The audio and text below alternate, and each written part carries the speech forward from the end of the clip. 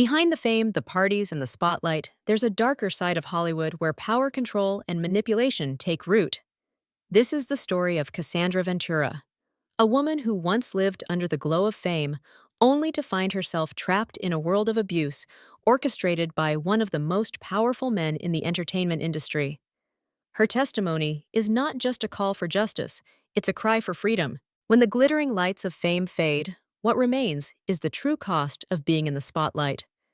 Sean Diddy Combs, a mogul known for his empire and influential role in the music world, stands accused of manipulating and abusing those closest to him. Among his alleged victims is Cassandra Ventura, a singer and model who once lived by his side, but found herself engulfed in an abusive relationship that went from professional to personal and ultimately destructive. The trial, which has captivated the public's attention, took a pivotal turn on day 2, when Cassie Ventura, now pregnant and vulnerable, took the stand as the star witness. Her testimony would unveil the deep-seated control and manipulation Diddy allegedly imposed on her for years. This is a story that goes beyond the courtroom. It's a tale of a woman finding the courage to speak out after years of silence, shedding light on the dark, hidden world of those in power.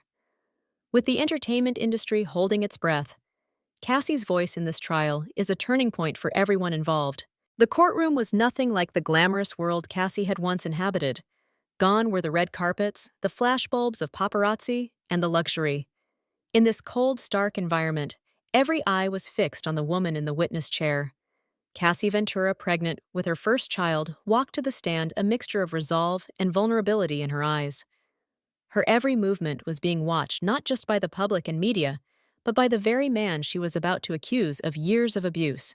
As she sat down, the room fell silent.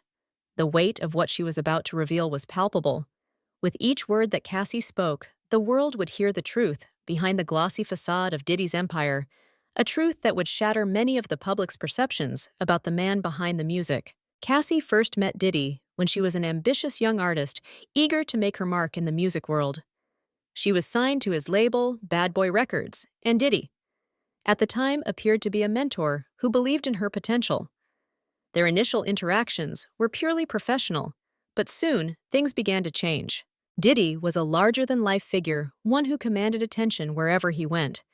He was the mogul who had built an empire and was revered by many, but it wasn't long before Cassie began to feel the darker side of his influence.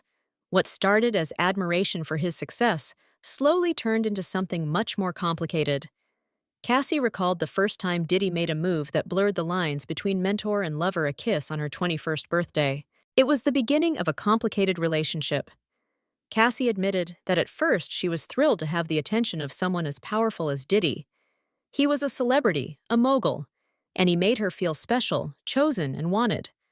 But as their relationship deepened, it became clear that what seemed like affection was actually control disguised as love.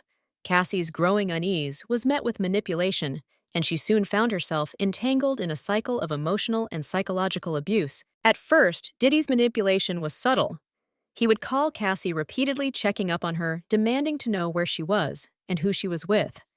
If she didn't answer or respond quickly enough, he would send his staff to find her. Cassie began to feel suffocated, trapped in a web she couldn't escape from. Over time, Diddy's behavior became more erratic. He would get angry over the smallest things, particularly when she didn't conform to his expectations.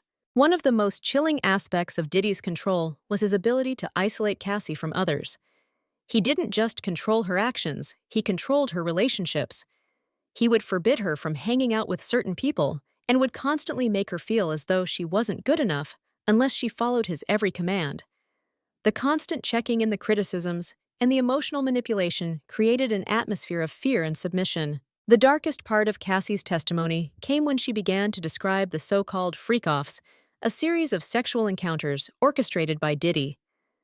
These encounters weren't spontaneous, they were meticulously planned with Diddy at the center of it all. Cassie was forced to participate in these acts, not just as a partner, but as a puppet in Diddy's twisted game. She described how Diddy controlled every aspect of these freak-offs, the people involved, the locations, even her appearance. Cassie was made to prepare herself physically and mentally for these encounters. She would get her nails done in a particular style, get tanned, and make sure her body was in perfect condition. At the time, Cassie didn't realize just how deep Diddy's control went. What started as one-time incidents quickly became regular events, with multiple freak-offs taking place each month. For Cassie, the psychological toll of these encounters was immense. She was coerced into using drugs to numb herself during these sessions. Cassie explained that she participated not because she wanted to, but because she feared what would happen if she didn't comply. She feared Diddy's wrath. His anger could be explosive and frightening, and she knew the consequences of defying him. As Diddy's control grew stronger, so did Cassie's sense of entrapment.